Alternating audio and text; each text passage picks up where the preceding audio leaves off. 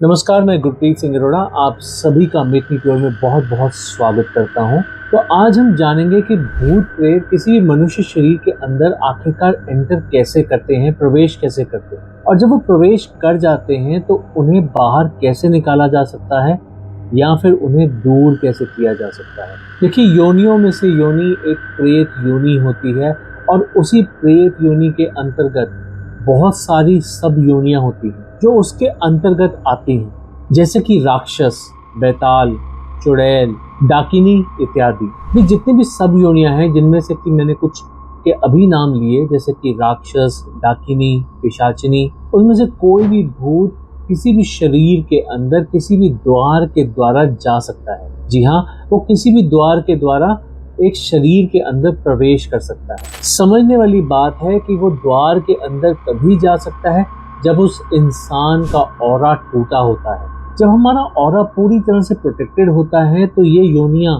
ये भूत प्रेत हमारे अंदर नहीं जा सकते। पर हाँ, जहाँ हमारे ऑरा के अंदर कोई त्रुटि आ जाती है, कटाव आ जाता है, ब्रेकेज आ जाती है, तो उसकी वजह से हमारे शरीर के अंदर कोई भी भूत प्रेत एंटर कर सकता है, प्रवेश कर सकता है। इस बात को समझिए कि जब भी कोई भूत प्रेत, कोई भी आत्मा किसी शरीर के अंदर प्रवेश करती है तो उसका प्रभाव ऐसे नजर आता है कि उनके अंदर अहम पैदा हो जाता है। इसका सीधा सीधा मतलब ये है कि वो आत्मा उस शरीर के इंद्रियों पर पूरी तरह से कब्जा कर लेती है, कंट्रोल कर लेती है, और जैसा वो चाहती है वैसा ही वो शरीर बिहेव करता है, व्यवहार करता है। जो इंस्ट्रक्शन उस शरीर को मिलती है वो वैसा का वैसा ही करता है। मान लीजिए कोई शरीर है, कोई प्राणी है, कोई व्यक्ति है जो कि आज तक शराब नहीं पीता था, पर जो आत्मा उसके अंदर एंटर की है, अब उसकी तलब है कि उसे शराब पीनी है, तो वो उससे शराब पीने के लिए मजबूर कर देगी, वो उसे शराब की तरफ आकर्षित करेगी। तो इतना ज़्यादा फर्क आ जाता है जब एक शरीर के अंदर एक दूसरी आत्मा या फिर भूत प्रवेश कर लेता है। एक बात और समझने वाली है, और वो ये है कि भूत प्रेत हर किसी को नहीं सताते, हर शरीर के अंदर प्रवेश नहीं कर पाते। एक उसके अंदर बाधा तो ये आ जाती है कि अगर किसी शरीर के अंदर वो एंटर करना चाहते हैं, प्रवेश करना चाहते हैं, और उस व्यक्ति का अगर ऑरा, उसका आभा मंडल बिल्कुल पूरी तरह से प्रोटेक्टेड है, स्ट्रॉन्ग है, तो उसके अंदर वो एंटर नहीं कर पाएंगे। कहा जाता है कि इन भूत प्रेतों के ऊपर भी बुद्धेश्वर प्रभु का वास होता है, और जब कभी भी किसी व्यक्ति के कर्म बिगड़ जाते हैं तो बुद्धेश्वर प्रभु उस भूत प्रेत को ये इजाज़त दे देते हैं कि वो जाएं, उसके शरीर के अंदर प्रवेश करें और उसे दंडित करें। जी हाँ, कर्मों के अनुसार उस व्यक्ति को दंड देने के लिए बुद्धेश्वर प्रभु ये इजाज़त भूत प्रेतों को दे देते हैं। जब कभी भी किसी भी जातक की कुंडली में कोई बुरी दशा आती है, तब भी उसकी बुद्धि फिर जाती है और वो ऐसे कुछ काम कर लेता है जिससे कि उस पर प्रेतवास हो जाता है। जैसे कि रात के समय कहीं बाहर खुले में पीपल के पेड़ के पास, चाहे अनजाने में ही सही, पेशाब कर देना इत्यादि। एक बात को अवश्य समझिएगा कि जब कभी भी आपके कर्म खराब होंगे तभी आपका ऑरा टूटेगा और तभी आप इतने ज़्यादा परेशान हो पाएंगे। देखिए, भूत योनि बहुत ही बुरी होती है।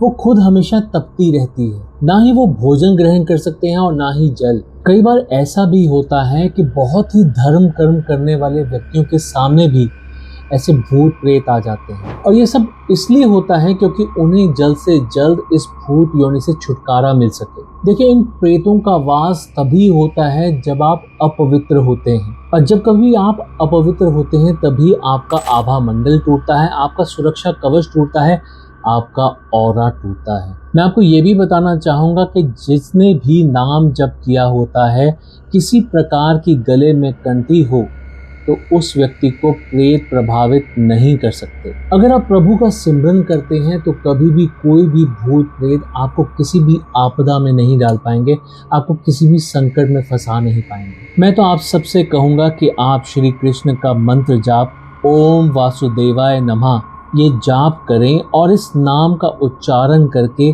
देखिए, बड़ी से बड़ी बाधाएं दूर हो जाती हैं।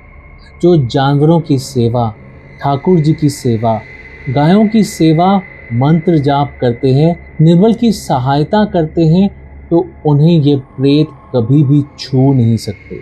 ध्यान दें कि श्री विष्णु स्तोत्रम, भागवतम, गोपाल सहस्त्रधाम, श्री हनुमान चालीसा या फिर किसी भी धार्मिक ग्रंथ का अगर आप पालन करते हैं तो आप अवश्य ही सुरक्षित रहेंगे। मैं उम्मीद करता हूं कि आज का ये वीडियो आपके बहुत काम आएगा और आपको बहुत सारे सवालों के जवाब देगा। अगर आपके और भी कोई सवाल हो तो आप हमारे कमेंट बॉक्स में हमें ज़रूर बताइएगा। आप सबसे मेरा आग्रह होगा कि आपने अगर अभी तक हमारे चैनल को सब्सक्राइब नहीं किया तो आप प्लीज़ हमारे चैनल को सब्सक्राइब करें, हमारे इंस्टाग्राम पेज को फॉलो करें और अगर ये वीडियो पसंद आया हो तो ज़्यादा से ज़्यादा लोगों के साथ इसको शेयर करें और लाइक करें। So thank you very much for going through this video.